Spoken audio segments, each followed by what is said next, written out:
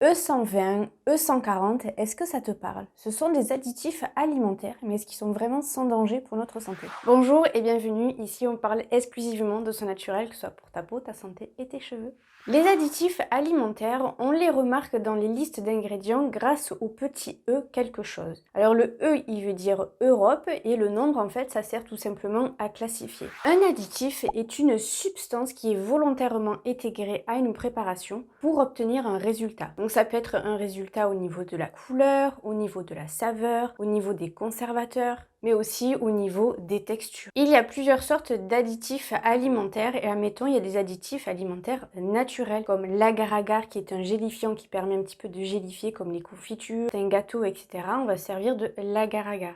Et l'agar-agar, tu vas la trouver sur la formule E406. Donc si tu vois du E406, c'est de l'agar-agar. La couleur rouge aussi, c'est issu de la cochenille. Les cochenilles sont des petits insectes, donc prélèvent un petit peu une petite molécule et ça donne une couleur très rouge. Et tu vas retrouver la couleur rouge en général avec le E120. Donc, alors je tiens encore à le mentionner, c'est pas parce que ce sont des additifs naturels que c'est sans danger. Ensuite, tu peux retrouver aussi des additifs transformés. Et là, tout est dit du coup dans l'intitulé. Ils ont subi une batterie de transformation. Et souvent, dans une liste d'ingrédients, tu peux retrouver amidon transformé. Donc un amidon, on en retrouve dans la pomme de terre, on en retrouve aussi dans le maïs, et ça sert tout simplement à épaissir du coup une sauce ou quoi que ce soit. Et cet amidon, il va subir une batterie du coup de transformation et on va se retrouver très loin de notre pomme de terre ou de notre petit grain de maïs. Ça va tout simplement servir en fait à mettre beaucoup moins d'amidon.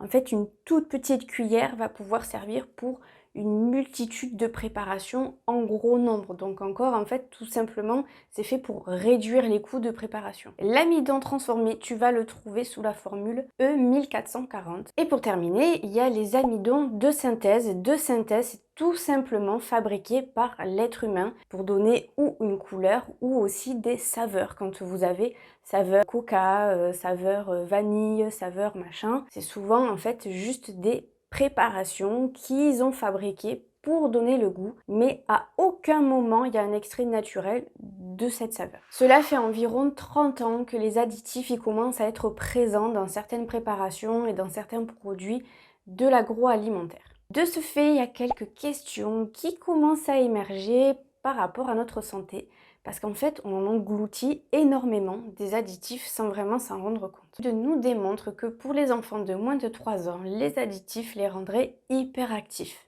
Il y a même des additifs alimentaires qui sont potentiellement cancérigènes et pourtant ils sont introduits dans certaines préparations alimentaires.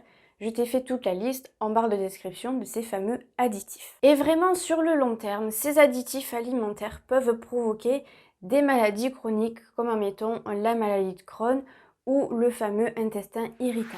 Alors tout ce que je viens de t'énoncer, ce sont des possibilités parce qu'il est extrêmement compliqué de trouver des études vraiment concrètes au niveau des additifs. Une chose est sûre, quand tu prends quelque chose en supermarché et que tu t'intéresses forcément à ce qu'il y a dedans, plus tu vas avoir de E ou de trucs transformés et moins ce sera quelque chose qui va répondre à tes besoins au niveau de ta nutrition.